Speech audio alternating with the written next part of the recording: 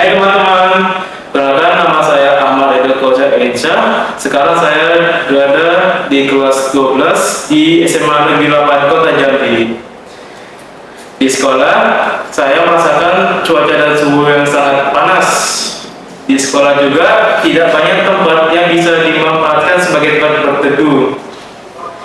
Dan di depan sekolah terdapat lahan yang luas yang sangat cocok untuk dijadikan sebagai tempat penanaman pohon. Ternyata keresahan saya juga dialami oleh dua teman saya, yaitu Halo teman-teman, nama saya Fajar Ramadan Firly dari SMA Negeri 8 Kota Jambi. Halo semuanya, perkenalkan, saya Rizky Rashid Harja. Saya duduk di kelas 12 SMA Negeri 8 Kota Jambi. Saat ini, saya berada di Bapeda, Batanghari, Sungai Bertam. pohon yang lebih disarankan yaitu pohon durian dan pohon tembesu.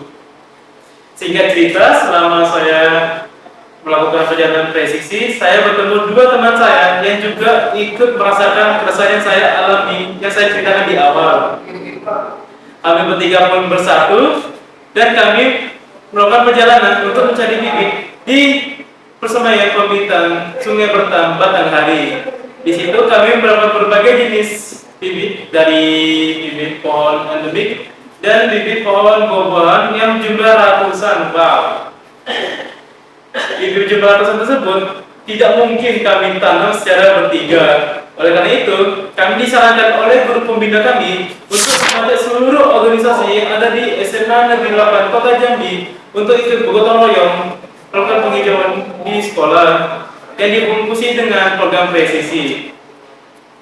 Dan kami berhasil melakukan realisasi yang diakui dengan program penghijauan yang ada di sekolah. Nah, dari cerita itu sebelumnya, beberapa dari teman-teman pasti berpikir, wah, alurnya lancar-lancar aja nih. Sebenarnya enggak teman-teman. Dalam proses presisi, tentunya kami juga melewati beberapa kesulitan. Dan tentu saja kami juga menemukan solusinya. Yang pertama, perbedaan karakter. Ledo, Gusti, dan Fajar pasti memiliki karakter, pandangan, dan pola pikir yang berbeda. Yang membuat pada awalnya setiap anggota pasti memiliki ketakutan ataupun pemikiran negatif yang masing-masing. Tetapi setelah dilewati, pemikiran tersebut perlahan-lahan mulai menghilang dan kami semua perlahan-lahan mulai akrab. Yang kedua, pada saat pengambilan bibit. Di saat itu kami berencana untuk mengambil banyak sekali bibit. Ada lebih dari 300-an. Nah, tentunya jika kami hanya bertiga membawa bibit tersebut dari Sungai Bertam ke SMA, tentunya akan memakan waktu yang cukup lama. Tetapi alhamdulillah ada beberapa guru yang bersedia membantu kami sehingga tenaga dan waktu yang kami gunakan jauh lebih efektif.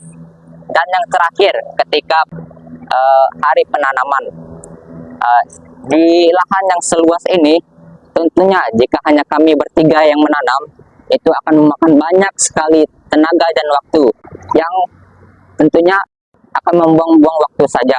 Jadi kami mengajak seluruh anggota presisi, ekskul, organisasi, dan perwakilan setiap guru untuk datang dan menanam pohon bersama.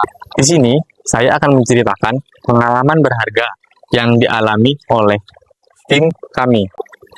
Yang pertama adalah mencari bibit tanaman. Kami berusaha dan berupaya untuk mencari informasi di mana sih penyediaan bibit tanaman, yaitu tanaman endemik khas Jambi yang kami cari. Ternyata dari salah seorang guru kami mengetahui keberadaan penyediaan bibit tersebut. Nah, dari situ kami ditunjukkan oleh Pak Muji dan dipandu oleh dia dan diantarkan langsung ke Balai Pembibitan Bapeda Batanghari di Sungai Bertam ini. Di sini kami banyak sekali mendapat pembelajaran dan pengalaman yang berharga. Kami juga menjadi mengetahui bagaimana sih cara meminta dan mengambil bibit yang disediakan oleh pemerintah secara gratis. Dan kami menjadi tahu, ternyata pemerintah juga menyediakan bibit tanaman untuk kita tanam untuk penghijauan lingkungan di sekitar kita, yang pastinya akan berdampak positif bagi lingkungan di sekitar kita.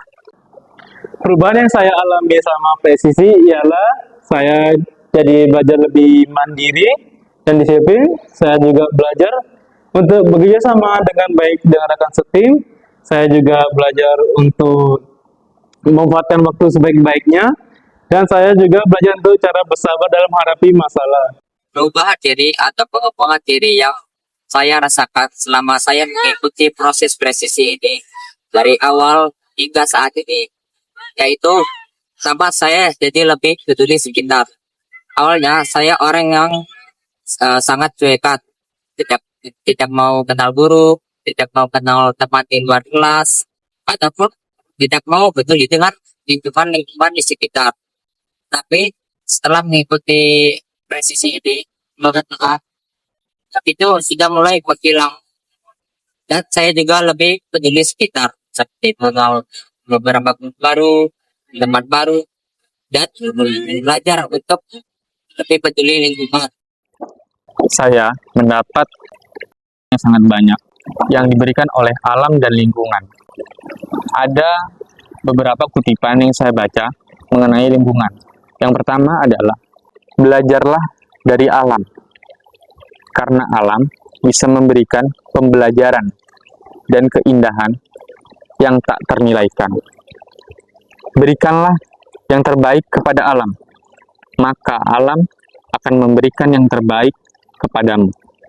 Dan yang terakhir, Balai Pembibitan ini mengutip sebuah kata-kata dari Ibu Imas Aidaningsih Eshud MSc yang berisikan, seperti tanaman yang memerlukan air dan cahaya, impian kita memerlukan usaha dan ketekunan agar tumbuh dan berkembang.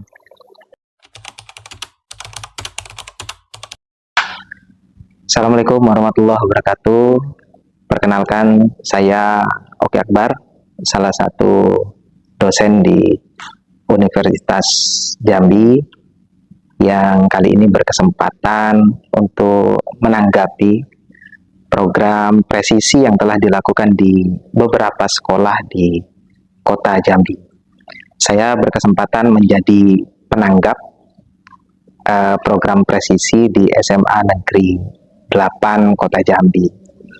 Saya berpandangan program presisi adalah pembelajaran yang berbasis kontekstual. Peserta didik diharapkan melakukan refleksi, melakukan observasi terkait permasalahan-permasalahan yang nyata, permasalahan-permasalahan yang dekat dengan kehidupan. Dari permasalahan-permasalahan itu kemudian dicarikan solusi, dicarikan jalan keluar untuk mengatasinya. Dengan tahapan penemuan masalah dan penyelesaian masalah, maka belajar menjadi utuh, belajar menjadi lebih bermakna. Pembelajaran disempurnakan dengan pendampingan oleh Bapak Ibu Guru yang sesuai dengan rumpun keilmuan, sehingga permasalahan-permasalahan dapat diselesaikan dengan pendekatan yang ilmiah, dengan pendekatan yang secara metodologis dapat dipertanggungjawabkan. Terkait dengan apa yang telah dilakukan oleh adik-adik di SMA 8, salah satu kelompok menganggap permasalahan ekologi sebagai masalah bukan hanya masalah individu, tetapi ini adalah masalah bersama. Permasalahan itu kemudian diselesaikan dengan aksi nyata, melakukan penanaman atau penghijauan lingkungan sekolah. Ini adalah aksi yang baik, penyelesaian masalah yang dilakukan secara bijak. Seringkali kita temui masalah-masalah itu diselesaikan secara emosional, katakanlah dengan kritik, dengan protes. Tetapi adik-adik di SMA 8 coba menawarkan solusi yang lebih soft, solusi yang lebih dingin, dan solusi yang bisa mengajak teman-teman yang lain untuk melakukan hal yang serupa. Dengan pembelajaran berbasis kontekstual, masalah yang dihadapi adalah masalah-masalah yang memang real, kemudian dicarikan solusi penyelesaian sehingga pembelajaran akan menjadi utuh, dan dalam proses itu telah terjadi pembelajaran yang kritis, pembelajaran yang komunikatif, pembelajaran yang kreatif, dan pembelajaran yang terus sepanjang hayat begitu. Barangkali itu tanggapan dari saya.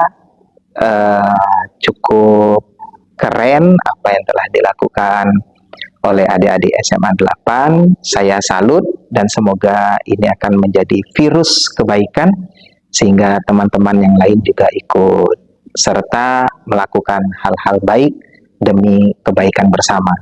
Salam hijau, mari kita sama-sama menjaga lingkungan. Terima kasih. Assalamualaikum warahmatullahi wabarakatuh. Kepada teman-teman yang sedang presisi, tetap semangat,